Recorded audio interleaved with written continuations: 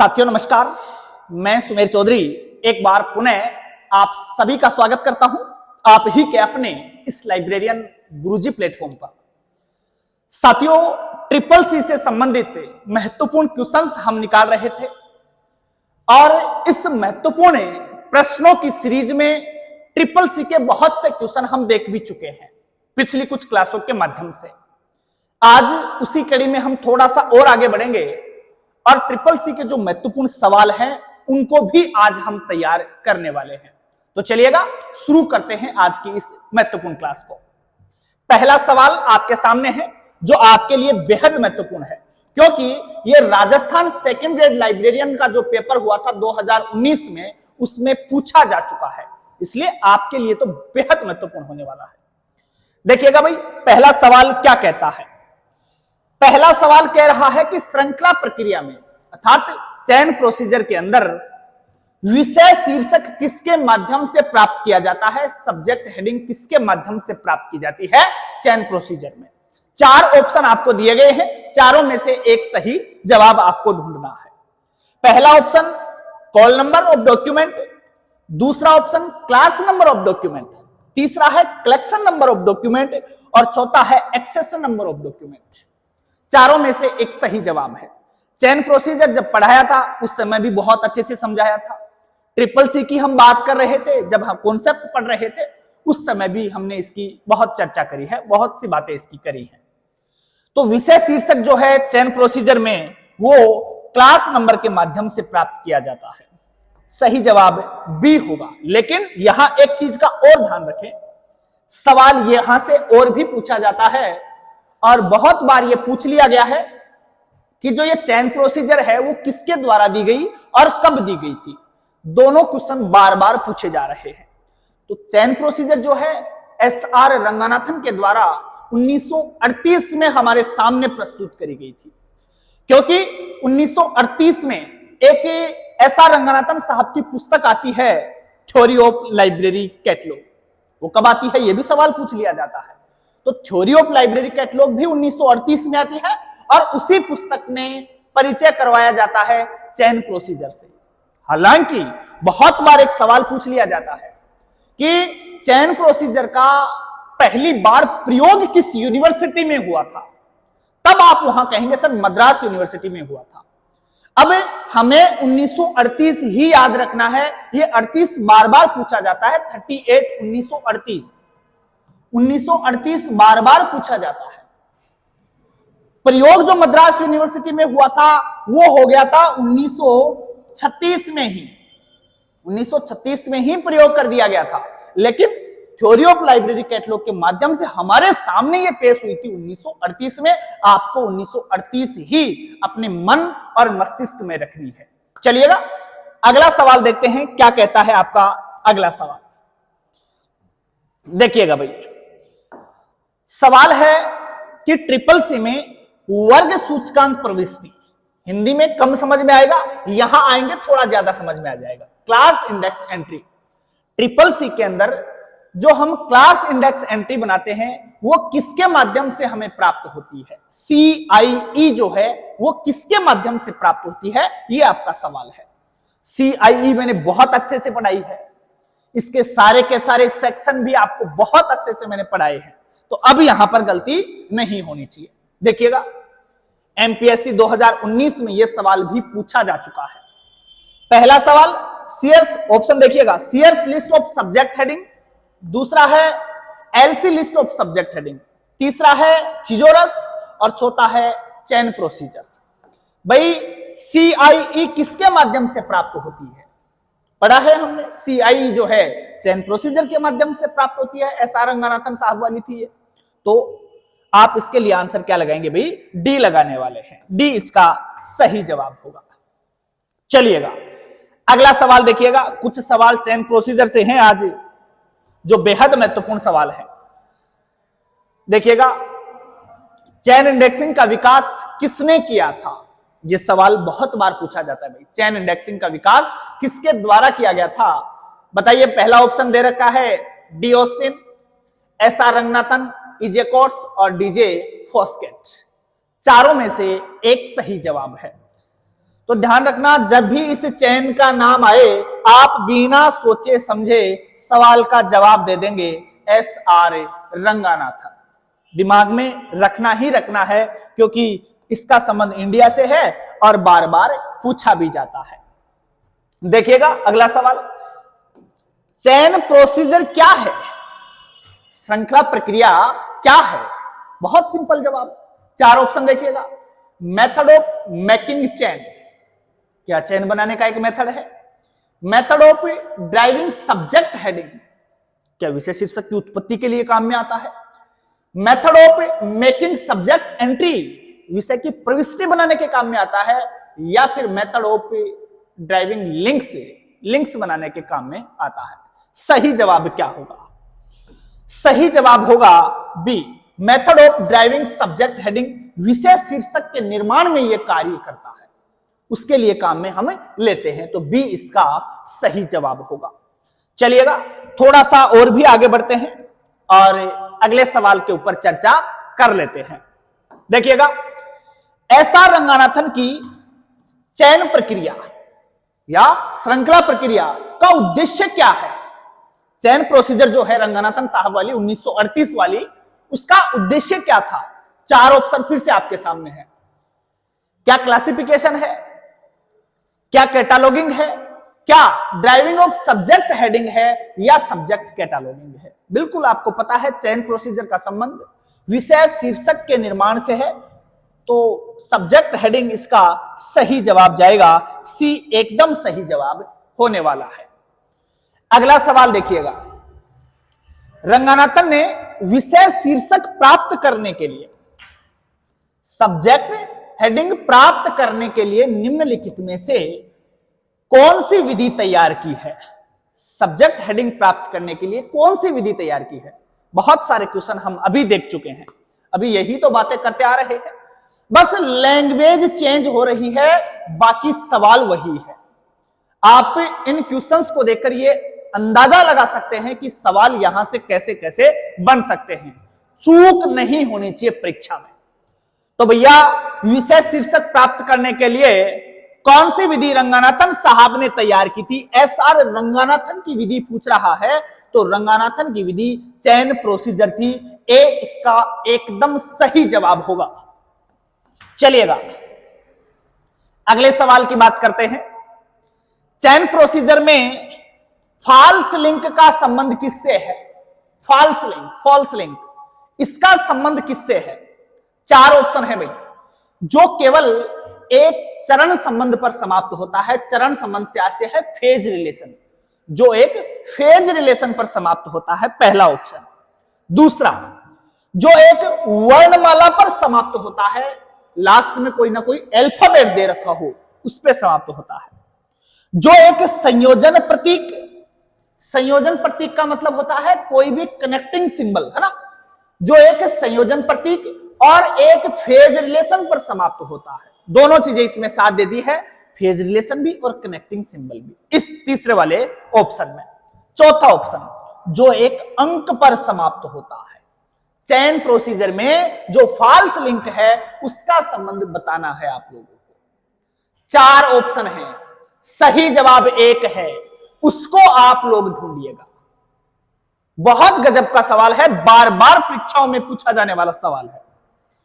देखिएगा साथियों, सही जवाब इसका होगा कनेक्टिंग सिंबल और फेज रिलेशन पर समाप्त जो होता है वही इसका सही जवाब होगा।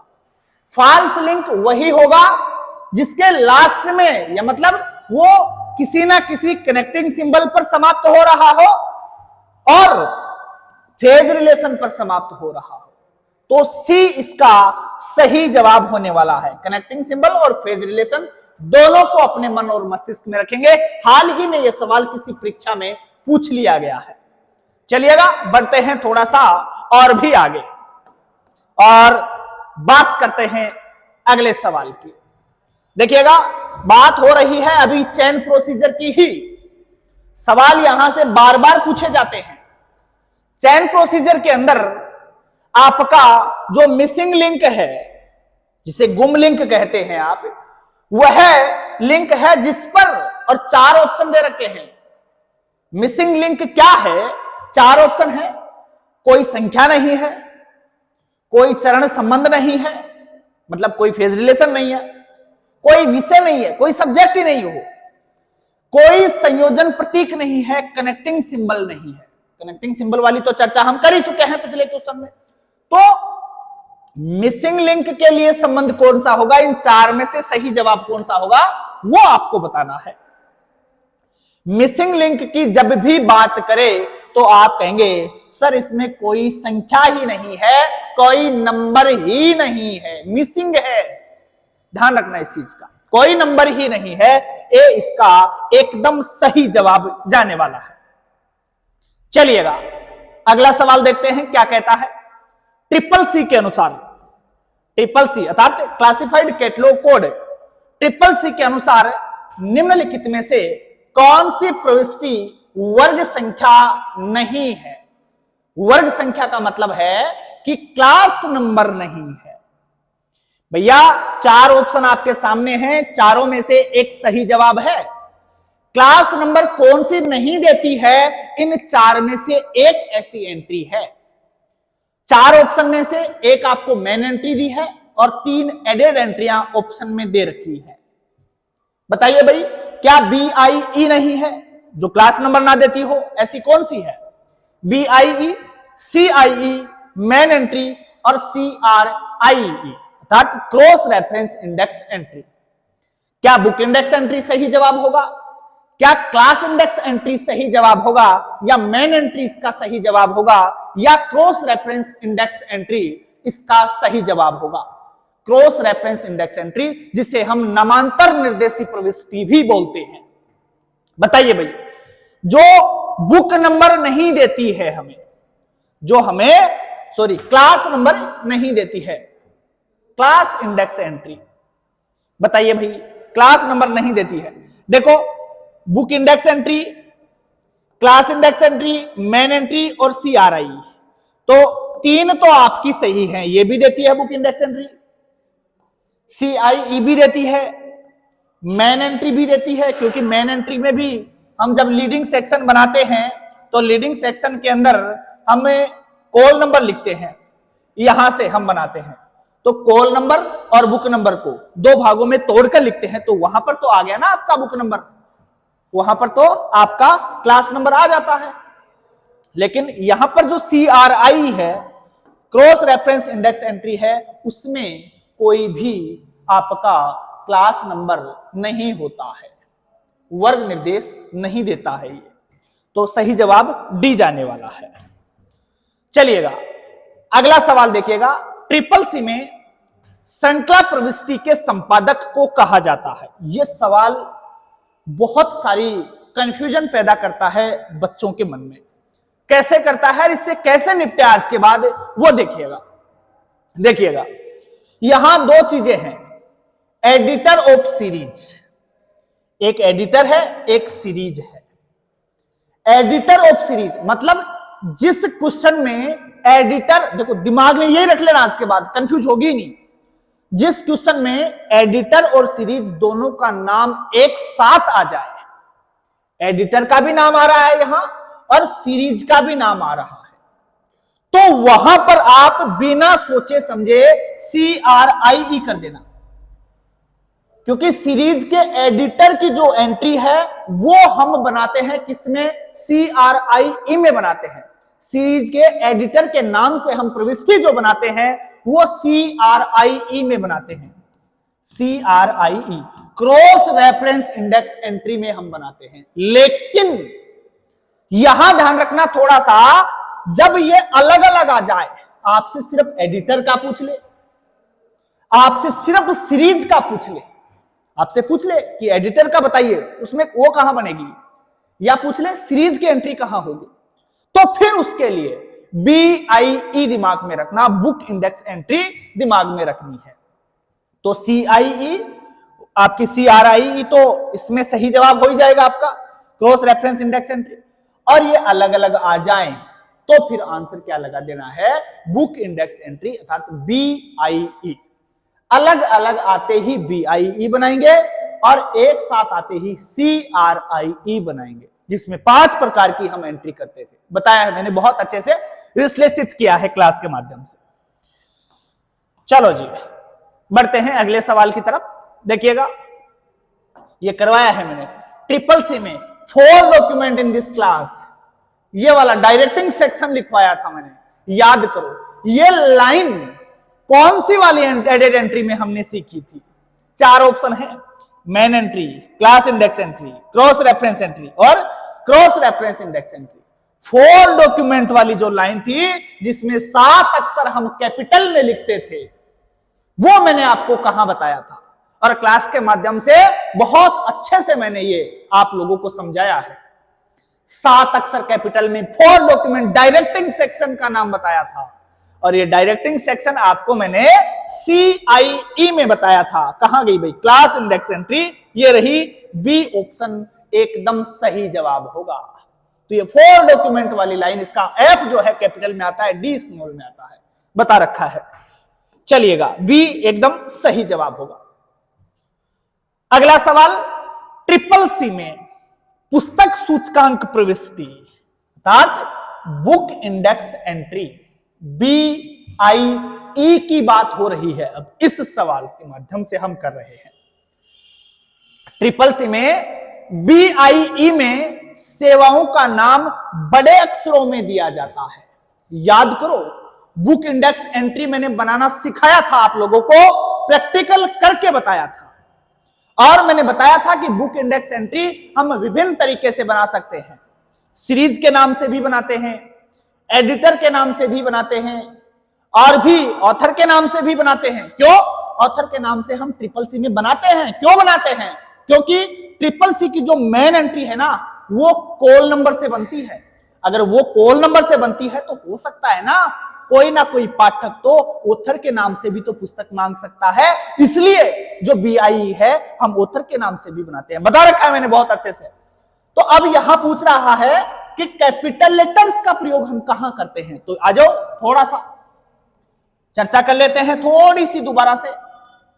ये मेन एंट्री कार्ड का फॉर्मेट में बना देता हूं। ये फर्स्ट इंडेंशन हो गया, ये सेकंड इंडेंशन हो गया, ये आपकी लीडिंग लाइन हो गई। जो पहला सेक्शन था आपका यहां से शुरू हो रहा था, मेन एंट्री का जो मेन कार्ड है, मेन एंट्री में यहां से शुरू हो रहा था और यहां पर हम क्या लिखते थे? कोल नंबर लिखते थे। लेकिन ये अब हम बना रहे हैं क्या? BIE बुक इंडेक्स एंट्री का कार्ड है ये।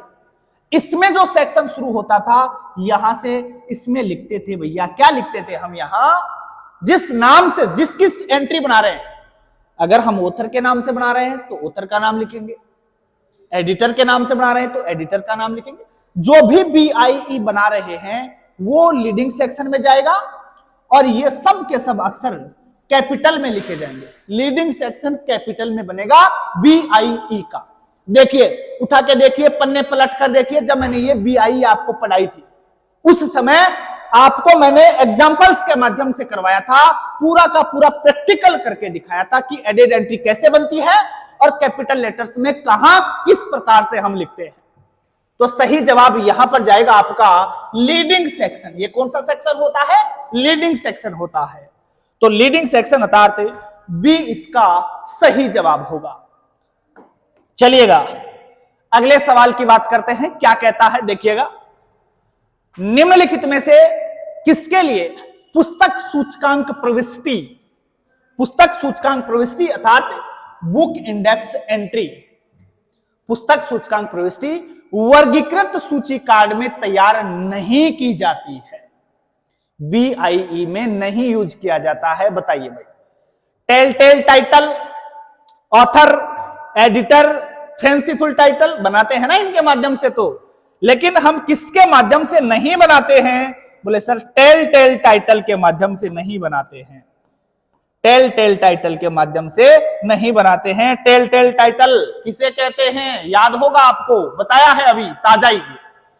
टेल टाइटल का मतलब होता है किसी भी बुक का ऐसा टाइटल जिसको देखते ही पता चल जाए कि आखिर इस पुस्तक में क्या हो सकता है।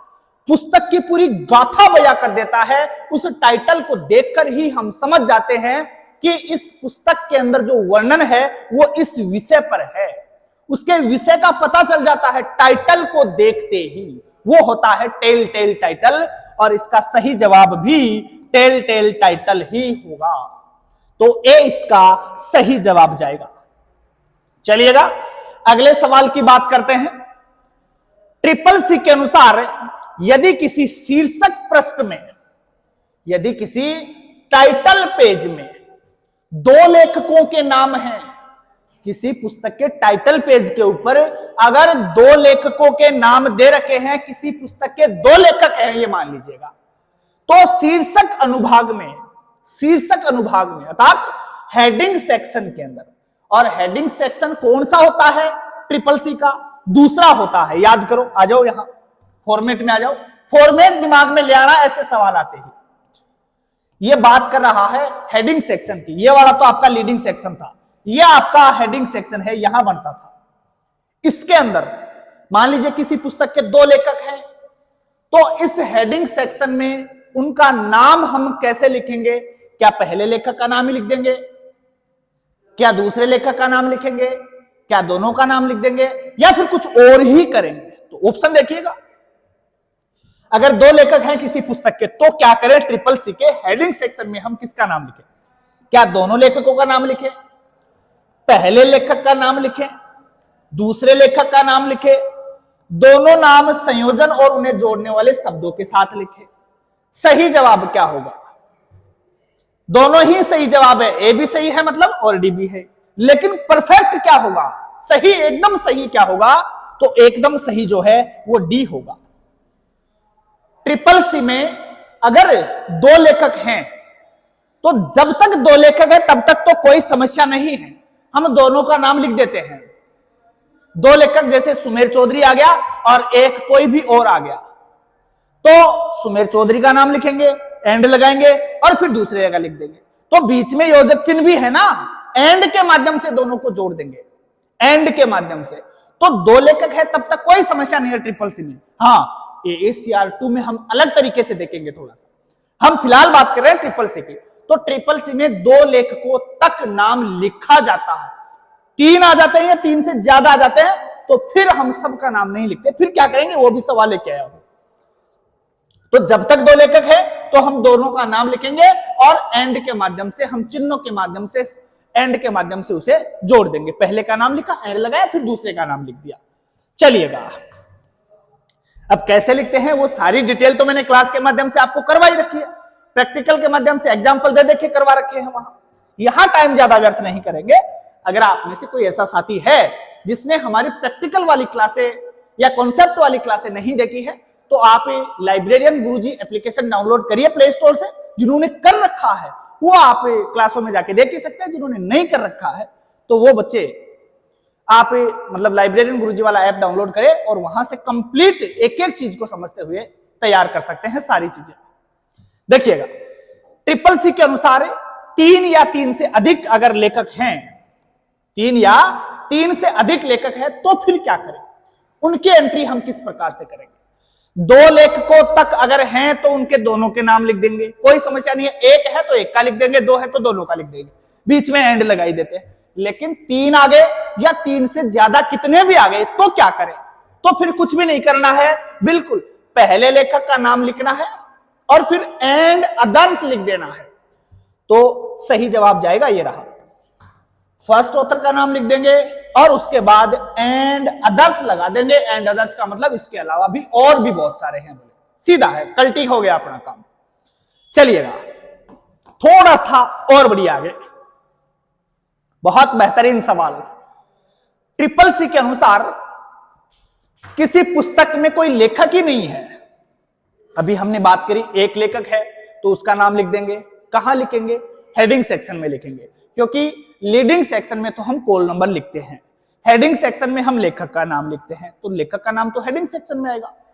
एक लेखक है तो उसका नाम लिख देंगे, दो है तो दोनों का नाम लिख देंगे, बीच में एंड लगा देंगे, एंड से दूसरे लेखक को जोड़ देते हैं। तीन है तो हम पहले का नाम लिखकर एंड अदर्स कर देंगे, ठीक है, बाकी वाले सारे आ जाएंगे। लेकिन लेखक ही नहीं दे रखा हो, लेखक है ही नहीं, तो फिर क्या करें? कोलैबोरेटर दे रखा है आपको, सवाल कह रहा है कोलैबोरेटर बता रखा है, बोले लेखक नहीं है। लेकिन कोलैबोरेटर का मतलब कोई सहयोगी है, सहयोगी का नाम दे रखा है, वहां लेखक का नाम नहीं दे रखा, तो हम एंट्री किसके माध्यम से बनाए? 4 ऑप्शन आपके सामने हैं।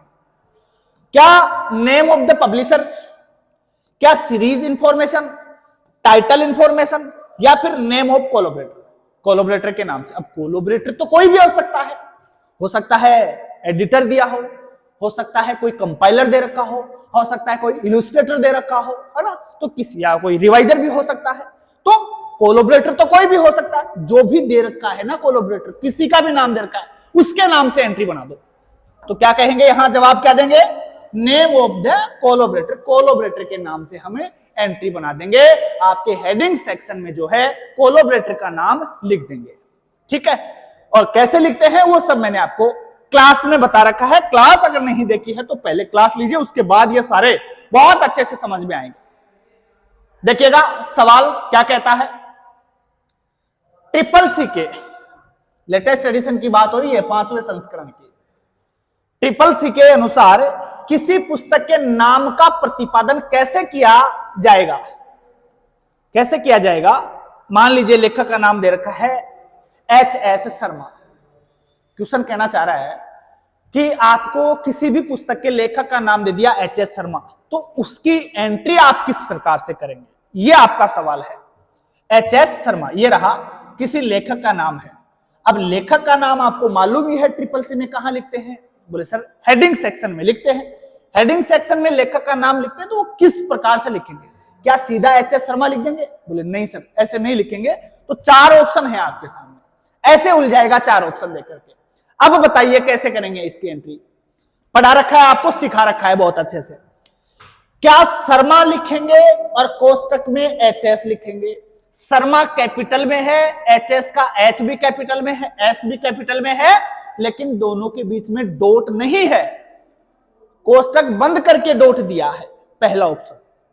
दूसरे ऑप्शन में शर्मा कैपिटल में लिख के दिया है और फिर गोल कोष्टक के अंदर H लिखकर डॉट लगाया है, S लिखकर फिर डॉट लगाया है और फिर बंद कर दिया है और डॉट के साथ, ठीक है।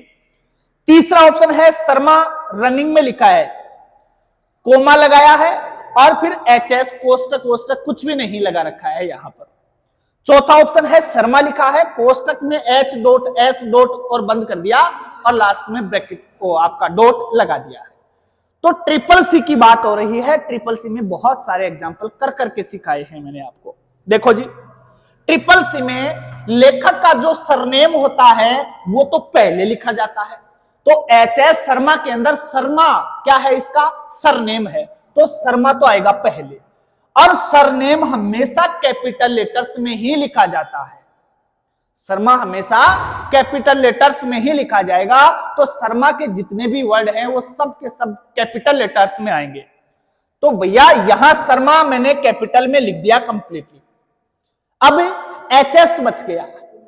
और जब भी शॉर्ट फॉर्म होती है तो मैंने आपको बता रखा है कि शॉर्ट फॉर्म को हम इस प्रकार से लिखेंगे। HS है तो सीधा HS लिख दो, बीच में डॉट की जरूरत नहीं है। रंगानाथन साहब कहते थे कि ये अंडरस्टूड है, अंडरस्टूड है, सबको पता है HS का मतलब। HS शॉर्ट फॉर्म है, सब समझ जाते हैं, बीच में डॉट की कोई जरूरत ही नहीं है। जबकि AACR2 में हम डॉट भी लगाते हैं, लेकिन रंगानाथन साहब कहते हैं कि ये अंडरस्टूड है, यहां डॉट की कोई जरूरत ही नहीं है। तो सीधा HS लिख दो और कोष्टक बंद करके आप डॉट लगा सकते हैं। तो जो सरनेम होता है वो कैपिटल में जाएगा और जो मूल नेम होता है वो कोष्टक में जाएगा। अगर यहां शॉर्ट फॉर्म नहीं होती, सुनना, ये शॉर्ट फॉर्म नहीं होती HS, जैसे यहां केवल नाम होता सुधीर शर्मा होता, तो शर्मा तो कैपिटल में लिख देते और जो सुधीर है वो रनिंग में लिखते। मतलब सुधीर का भी पहला अक्षर कैपिटल में, बाद वाले सारे के सारे स्मॉल में, और फिर उसे भी हम कोष्टक में बंद कर देते। तो ध्यान रखना इन चीजों का। अगर शॉर्ट फॉर्म है तो फिर दोनों ही कैपिटल में आएंगे, ये वाले दोनों कैपिटल में आएंगे। सरनेम तो हमेशा कैपिटल में आएगा ही आएगा, इन एनी कंडीशन कैपिटल में आएगा। लेकिन यहां अगर शॉर्ट फॉर्म नहीं होती तो फिर वो रनिंग में जाती, ना कि कैपिटल में। इस चीज का ध्यान रखना। तो सही जवाब क्या जाएगा? ए इसका सही जवाब होने वाला है। चलिएगा अगले सवाल के ऊपर चर्चा कर लेते हैं थोड़ी सी। जैसे ये आ गया, ट्रिपल सी के अनुसार लेखक का नाम है A नीलमेघन। A नीलमेघन, तो A नीलमेघन को हम कैसे लिखेंगे? वही बात फिर से है, यहां पर भी शॉर्ट फॉर्म आ गई है ए शॉर्ट फॉर्म है, आगे नीलमेगन इसका सरनेम है। तो सबसे पहले तो हम लिखेंगे सरनेम। सरनेम क्या है? नीलमेगन है, तो नीलमेगन के सब अक्षर जो है वो कैपिटल में जाएंगे। तो नीलमेगन को तो लिखो कैपिटल में। अब यहां देखो नीलमेगन पूरा का पूरा कैपिटल में लिखा हुआ है, जबकि इसमें स्मॉल में है, तो स्मॉल में तो हो ही नहीं सकता सरनेम।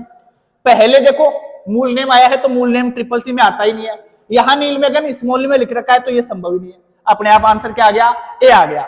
तो नीलमेगन कैपिटल में, और शॉर्ट फॉर्म हमेशा कोष्टक में जाएगी कैपिटल लेटर्स के अंदर, तो ए कोष्टक में चला गया है। ए इसका सही जवाब होगा। चलिएगा अगले सवाल की बात करते हैं। क्या कहता है? ट्रिपल सी में या ट्रिपल सी के 5वें एडिशन के अनुसार शिक्षा मंत्रालय पश्चिमी बंगाल सरकार, इंग्लिश में देखिएगा, थोड़ी सी लैंग्वेज देखिएगा आप इसकी, अकॉर्डिंग टू ट्रिपल सी, और कौन सा एडिशन है? 5वां।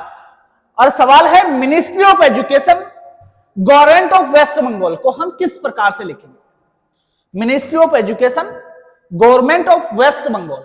अब देखो सबसे पहले क्या करेंगे, गवर्नमेंट ऑफ वेस्ट बंगाल है, गवर्नमेंट को तो हटा दो, यहां से काट दिया करो, इसको तो काट दिया करो, हमेशा काट दो इसको। अब जो बच गया आगे, सबसे पहले तो इसको लिखो वेस्ट बंगाल। और वेस्ट बंगाल कहां जाएगा? कैसे जाएगा? कैपिटल में जाएगा। तो देखो भाई वेस्ट बंगाल कैपिटल में है क्या? ये रहा वेस्ट बंगाल कैपिटल में है, कोमा लगाओ, लगा दिया। उसके बाद एजुकेशन जाएगा, आपका एजुकेशन कहां गया भाई?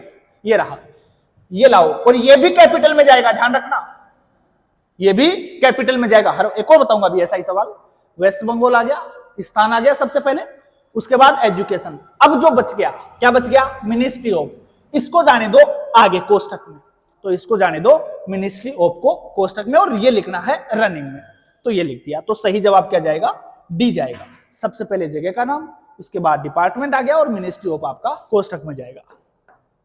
चलो जी देखिएगा ऐसा ही सवाल ये आ गया, शिक्षा मंत्रालय दिल्ली सरकार आ गया। तो आ जाओ फिर से इंग्लिश में देख लीजिएगा, ministry of education government of Delhi, तो गवर्नमेंट को तो हटा दो, गवर्नमेंट ऑफ को तो हमने हटा दिया, क्या बच गया? दिल्ली। दिल्ली को जाने दो कैपिटल में, तो दिल्ली जाएगा कैपिटल में, ये रहा दिल्ली, ये रहा कैपिटल में, बाकी और कहीं है ही नहीं है, तो स्मॉल में है, ये भी स्मॉल में, तो काट दो इनको तो। और सबसे यहां मिनिस्ट्रियल दे रखा है, तो ये वैसे कट गया, तो अपने आप आंसर निकल जाएगा। थोड़ा सा नॉलेज है ना, तो भी अपना सवाल सही हो जाता है। तो देखो पूरा देख लीजिएगा, दिल्ली आ गया, दिल्ली के बाद अब क्या बच गया उसमें?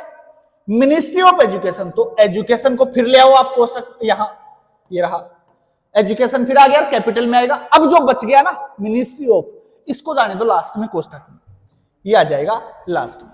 इस चीज का थोड़ा सा ध्यान रखना, तो बी इसका भी सही जवाब होगा। अगला सवाल देखिएगा, पुस्तक की रीढ़ पर अर्थात स्पाइन के ऊपर बने संक्षिप्त शीर्षक को हम किस नाम से जानते हैं, उसको क्या कहते हैं? तो यह सवाल मैं पहले भी आपको करवा चुका हूं, उसे बाइंडर्स टाइटल कहते हैं। उसे क्या कहेंगे? Binders title. बच्चे गलती करते हैं, यहां स्पाइन टाइटल ऑप्शन में लगा देते हैं, जबकि यह नहीं होगा। स्पाइन के ऊपर जो टाइटल लिखा हुआ है उसे हम बाइंडर्स टाइटल कहते हैं। सी इसका सही जवाब होगा। छोटी छोटी चीजें हैं, लेकिन जब तक हम इन्हें नहीं देखते हैं ना, तब तक सवाल अपना सही होता नहीं है। इन छोटी छोटी चीजों का थोड़ा ध्यान रखना है। देखिएगा बहुत अच्छा सवाल, ट्रिपल सी के अनुसार यदि विभिन्न लेखकों के लेख एक शीर्षक के तहत प्रकाशित होते हैं, बहुत सारे लेखक हैं, लेकिन उनके जो लेख है वो एक ही शीर्षक से आ रहे हैं, एक बुक को बहुत सारे लेखकों ने लिखा है, ये समझ लीजिए, तो फिर उसे हम किस प्रकार से जानते हैं?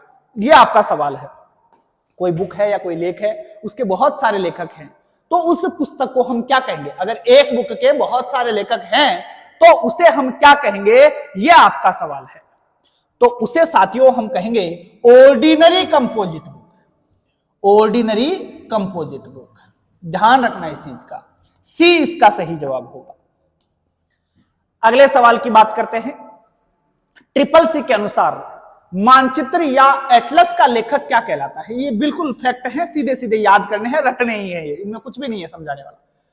तो सीसी के अनुसार या ट्रिपल सी के अनुसार मानचित्र या फिर एटलस का लेखक क्या कहलाता है? आप सबको पता है, उसे हम कार्टोग्राफर कहते हैं। उसे क्या कहेंगे? हम कार्टोग्राफर कहते हैं। तो ये तो सीधे सीधे फैक्ट है, इनमें समस्या नहीं होनी चाहिए।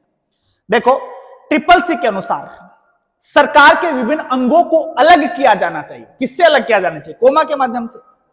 तो ये हम देख ही चुके हैं ना, अभी हम पीछे वाले क्वेश्चन में ही देखे थे, वहां पर कोमा के माध्यम से हम अलग कर रहे थे मिनिस्ट्री वगैरह को। चल भाई थोड़ा सा आगे चल। अंगों को अलग किया जाता है तो किसके माध्यम से? कोमा के माध्यम से अलग किया जाता है। चलिएगा, सवाल बहुत गजब का है। सम्मेलन का नाम प्रस्तुत करने के लिए ट्रिपल सी के अनुसार दूसरा व्यक्तिगत तत्व कौन सा है? पहला नहीं पूछा है इसने, दूसरा पूछा है, दूसरा व्यक्तिगत तत्व पूछा है सम्मेलन का नाम प्रस्तुत करने के लिए।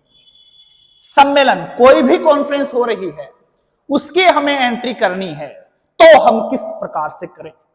और आपको यह मालूम होना चाहिए कि उसमें पहला एलिमेंट कौन सा होता है, दूसरा एलिमेंट कौन सा होता है, दोनों का पता होना चाहिए। मैं बता देता हूं एक बार, किसी भी नाम से अगर कॉन्फ्रेंस हो रही है और उसकी एंट्री हमें करनी है, तो ध्यान रखना, जिस नाम से आपकी कॉन्फ्रेंस हो रही है सबसे पहले तो उसका नाम लिखा जाएगा, कॉन्फ्रेंस का नाम लिखा जाएगा सबसे पहले तो, और वो भी कैपिटल लेटर्स में लिखा जाएगा। सबसे पहले तो कॉन्फ्रेंस का नाम कैपिटल लेटर्स में लिखेंगे। उसके बाद ये बात कर रहा है दो तत्वों की, तो पहला तत्व तो कौन सा है? पहला तत्व तो है place, P for place, P for पहला, दिमाग में रख लो, फर्स्ट। तो पहला तत्व जो है उसका स्थान होता है, कहां पर आयोजित हो रही है उसे हम कोष्टक में लिखेंगे।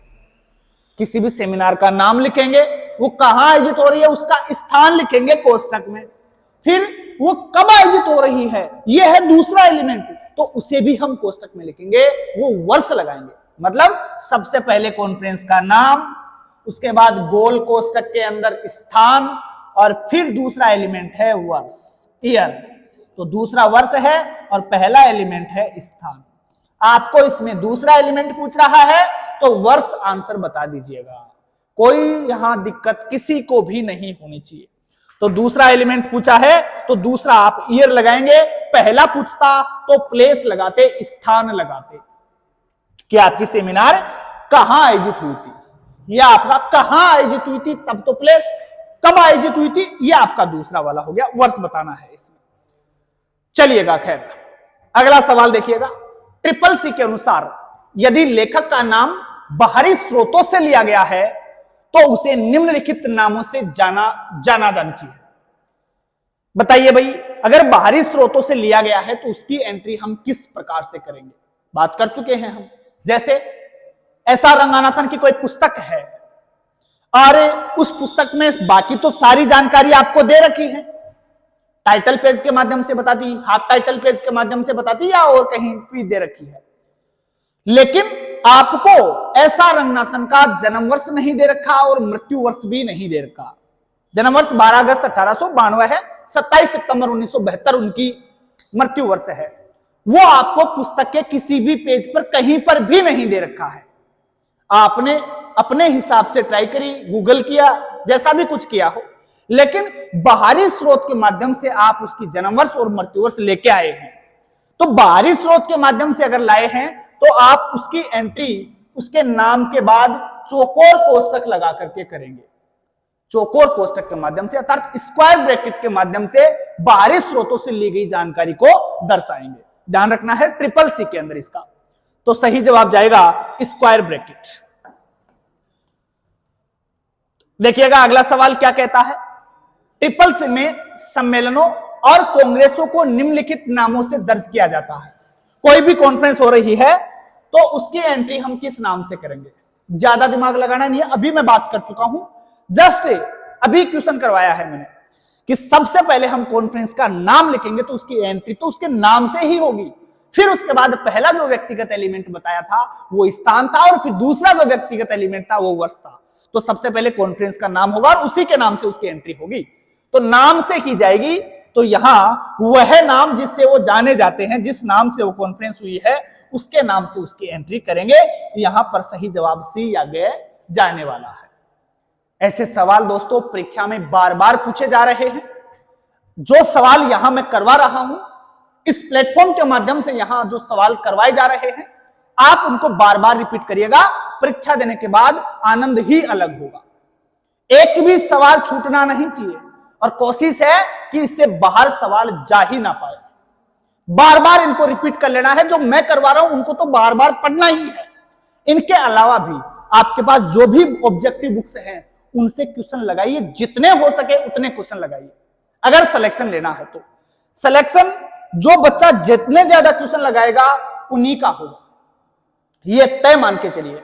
आप कितनी भी थ्योरी पढ़ लो, कितनी भी पढ़ लो, जब तक आप एमसीक्यूज नहीं लगाएंगे सिलेक्शन के बिल्कुल नजदीक भी नहीं जा सकते। आप ज्यादा से ज्यादा क्वेश्चन लगाने हैं। जो मैं करवा रहा हूं वो तो लगाने ही लगाने हैं, उनके अलावा भी आपको बुक्स के माध्यम से क्वेश्चन लगाने हैं। उम्मीद करता हूं आज के सभी क्वेश्चंस आपको बहुत अच्छे से समझ में आए होंगे। बहुत बहुत आप लोगों का धन्यवाद। जय हिंद, जय भारत।